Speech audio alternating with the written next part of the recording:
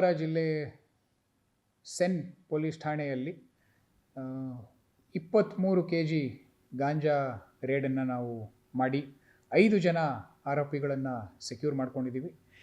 ಈ 5 ಜನ ಬಂದ್ಬಿಟ್ಟು ಸೈಯದ್ ಅನ್ಸರ್, ಶಾಬಾಜ್ ಮತ್ತು ಶಾಕಿಬ್ ಅಂತ ಕೋಲಾರದವರು, ಮತ್ತು ಶೈಖ್ ಫಜಲುಲ್ಲಾ, ಆಮೇಲೆ ಅಬ್ದುಲ್ ಅಲಿ ಅಂತ ಇಬ್ಬರು ವಿ ಕೋಟ ಆಂಧ್ರ ಪ್ರದೇಶ್ ಅವರಾಗಿರ್ತಾರೆ.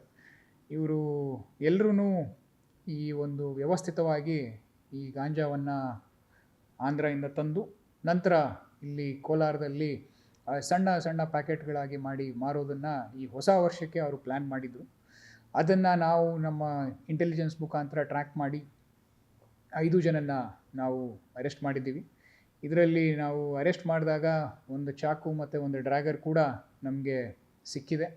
ಅದರ ಜೊತೆಗೆ 23 kg ಗಾಂಜಾ ಸಿಕ್ಕಿ 5 ಮೊಬೈಲ್ ಫೋನ್ನು ಕೂಡ ನಾವು ಸೀಸ್ ಮಾಡ್ಕೊಂಡಿದ್ದೀವಿ.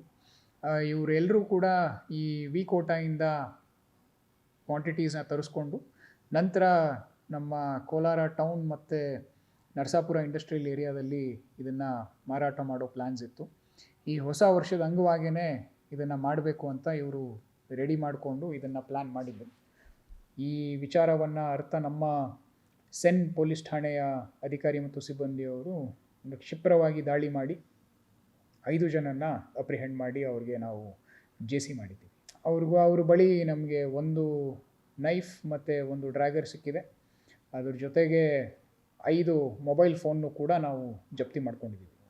ಸೊ ಇದು ಟೋಟಲ್ಲು ನಾವು ಜನರಲಿ ಕಮರ್ಷಿಯಲ್ ವ್ಯಾಲ್ಯೂ ತೊಗೊಂಡಾಗ this will be close to around 10 to 12 lakhs ಬರುತ್ತೆ ವ್ಯಾಲ್ಯೂ ನಮಗೆ.